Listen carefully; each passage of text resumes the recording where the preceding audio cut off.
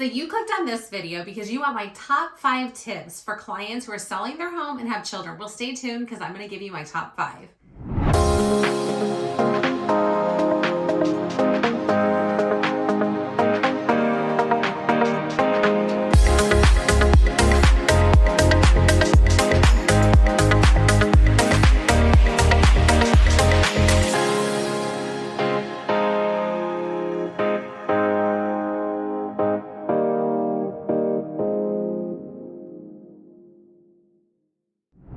Hi, my name is Laura Griffin. I'm a top-selling real estate agent in the Loudoun County, Northern Virginia area. I'm with Loudoun Living at Pearson Smith Realty. I also run a very popular Facebook moms group called the Loudoun Moms with over 10,000 moms in our group. And the one thing that I do a lot of is selling homes with clients who have children. I would say 95% of my business, of all my sellers, have little children. And so over the years, I've drafted some of my top 5 tips to help make moving and selling your house a little bit less stressful. But let's face it, you got kids, so it's going to be a little bit stressful, but I've got a few tips and tricks to kind of help make it a little bit less stressful for you. So the moment I meet with a seller and we're ready to start prepping their house and getting it ready to sell, I say start the decluttering. With kids, I know we all have a ton of stuff just hidden everywhere. At least I know I do at my house. And when I've sold our house, we've sold 3 houses with kids ourselves personally. And I know it can be kind of a little bit of a challenge, especially with kids. You got a lot of stuff. Sometimes you're saving stuff because you might have another child. So you're saving some of the baby gear and things like that, but start decluttering. And I say go room by room because if you start pulling your whole house apart in one weekend, it's going to be overwhelming. So declutter, go through the things, have your kids help you. Do you really need, 100 Matchbox little cars, or could you maybe pare them down to your top 30? Things like Barbie dolls, same thing. Do you need 30 Barbie dolls and all the things that come with them, or could we pare it down to 10? Have the kids sell some of their items and make a little extra money to buy new toys at the new house. But declutter, there's a lot of great services that'll actually come pick up your things from your doorstep. I love it. My favorite is gogreendrop.com, and you can schedule online. I say book out a few weeks. Yes, a few weeks. So you break it into bite-sized pieces. That's what I always say, right? So book out a couple of weeks so they'll just come pick up. It's typically whatever your neighborhood is, the same day of the week. Mine's Thursday. You throw everything on your front porch or in your driveway. They magically come pick it up, give you a receipt. It's super easy. Also near our house, we live in Aldie. There is actually a donation drop-off at our Harris Teeter parking lot. So if we don't want to schedule the gogreendrop.com pickup, we can just go to their donation site. There's a couple other places that do this.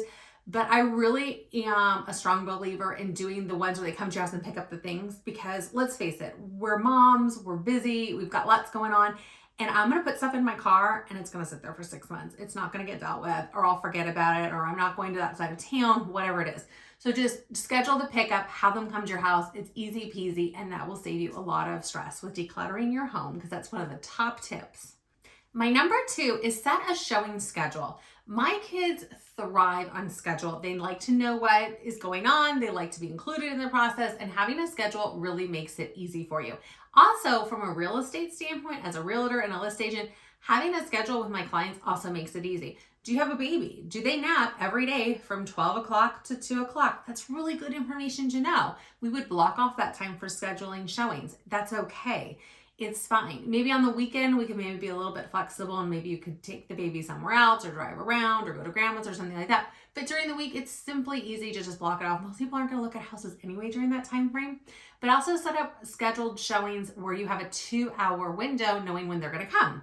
So if someone wants to book a noon showing, they're going to book it at 10 a.m. that morning or any time before that. They cannot book, at 11 o'clock to go see it at noon. No one, an hour or less or actually anytime you're doing less than 2 hours of showing notice, I think it's really impossible when you have kids, maybe you have pets, to get your house ready and pull everything together. So really set a schedule of having a 2-hour showing window and blocking out the times that you don't want your house shown. The same with late night. If your kids go to bed every night, say at 7:30, and you start your bedtime routine at 6:30, then we just block off the showings from 6:30 on. We don't allow it. Most people will show, if they're going to show in the evening, it's usually between 5 and 6, I would say. Not to say that someone might not call and ask your agent to make an exception, and that's up to you to be flexible if you want to do that, but definitely we can shut off showings at a certain time and also prevent them from a certain time in the morning. If your mornings are chaotic and you're dropping off maybe a preschooler at preschool and the preschool has to be there at 9:30, then maybe we don't start showings until 10 o'clock. knowing that that 9 to 9:30 when you're trying to get out the door is going to be a nightmare and it's crazy, then schedule your showings to start after that.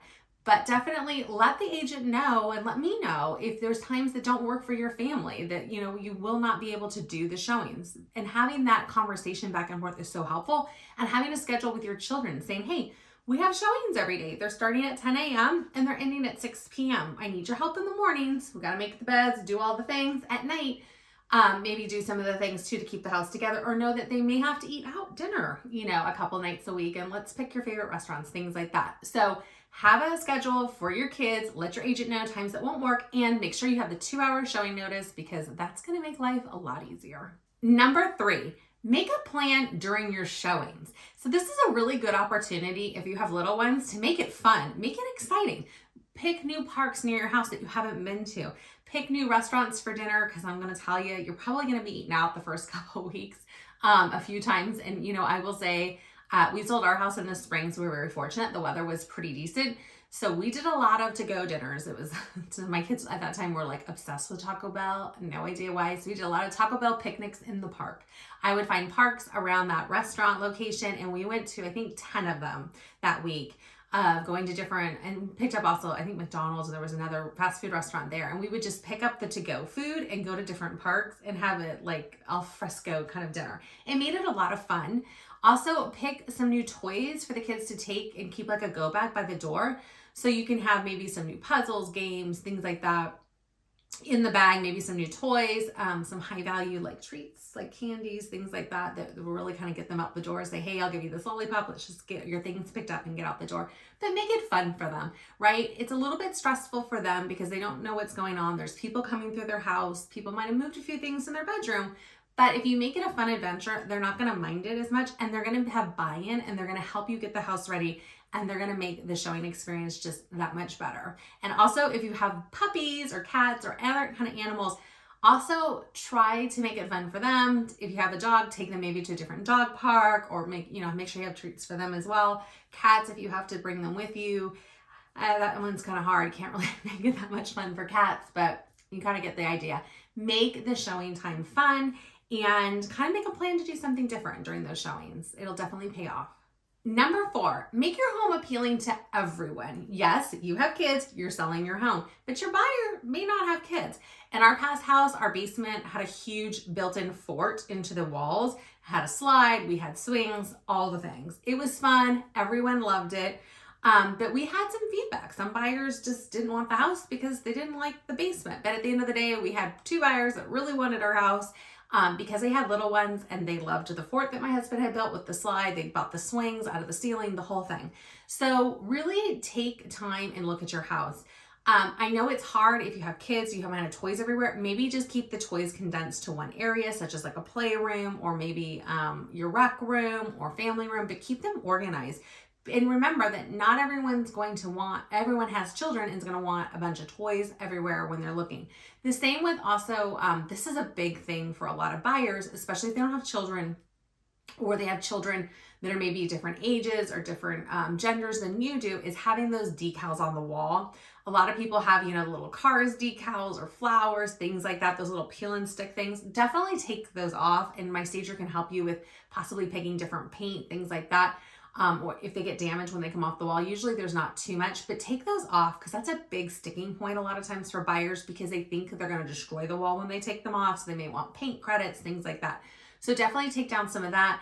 If you can change over maybe like your kid's bathroom from like, the under the sea kind of theme to something a little more neutral, I highly recommend it. Because it'll appeal to a broader audience than just someone who has children and it's like, oh, I've got a bubblegum pink room and a blue room, and that's all that can be in here, and you're looking at unicorns and rainbows and cars and things like that. So definitely make your house appeal to the masses, but also know you've got kids and you're going to need some of these toys and things like that around your house, but just don't have a ton of it. And what I call toy throw up, we don't want toys everywhere or throwing up in all the different rooms. So definitely kind of pare it down and have your kids help you, because that's one thing that they can definitely do to help you with moving. And our stager has a lot of great tips and tricks that can help you with getting that kind of narrowed down and kind of decluttered also in a way. Number 5, I think, is the biggest one, is help your kids understand what's going on and make sure it's age appropriate, right? So a teenager or middle schooler might want a little bit more context around the moving. You can give them a little more details. An elementary school or preschooler or baby is going to be a different conversation. But let them know what's going on. You know, we're selling our house and we're excited. We're going to, we're going to buy a new house, and our hope and dream is that, maybe we'll have a bigger backyard, or we'll have, an extra room to have a playroom, or whatever those motivations are for moving. Share them with your kids. Get them excited about it.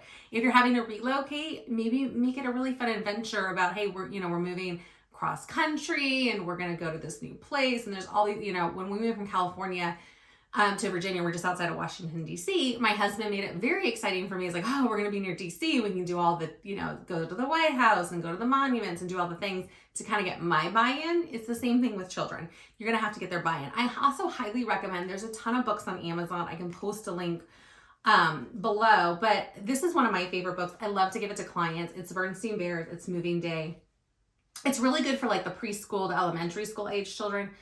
There's a couple others that I like too, and like I said, I'll link them below. But it really kind of explains and talks to them about the things that they're nervous about, like a new house, new friends, new school. What's going to happen? Are you going to get rid of all my things? No, we're not. We're just moving them. We're just going to box them up temporarily, and then we're going to move them to the next house. It really kind of helps take the fear factor out, and I think it makes it an easier process for the kids. Also, I like this one too because there's all these little stickers, and I think it's fun for the kids to be able just to kind of, have a little creative activity with it. And then they've also got like a little maze and some stuff in it. So it's a little bit more, a little bit more interactive. So definitely, I think, explain to the children what's going on, because you're going to need their help in some instances, and having them be feeling like they're a little bit in control and they know what's going on is really going to help you have a successful selling time and moving time when it comes to selling your house. So my top 5 tips if you're selling your house with kids are: do the major decluttering, have the kids help you, set a showing schedule. When are you available? When are you not available? Make plans to do fun things during the showing so the kids, feel like it's an adventure and it's super fun. Number 4, make your home appealing to everyone. Yes, you have kids, but we don't need to always show that you have kids everywhere. Kind of pare it down so that way your house will appeal to anyone, and help your kids understand. Buy books, talk about it, explain the process. It'll really make it simple for them and easy for them to understand and have buy-in on the selling and then home purchasing process. So if you have any questions about buying or selling a home here in Northern Virginia, I'd love to be a resource for you. My email is down below. My contact phone number is there, and I'd love to answer any of your questions that you have. If you're relocating, I have a lot of tips and tricks too, and check out my channel because there's a lot of great content about moving, selling, and buying a home.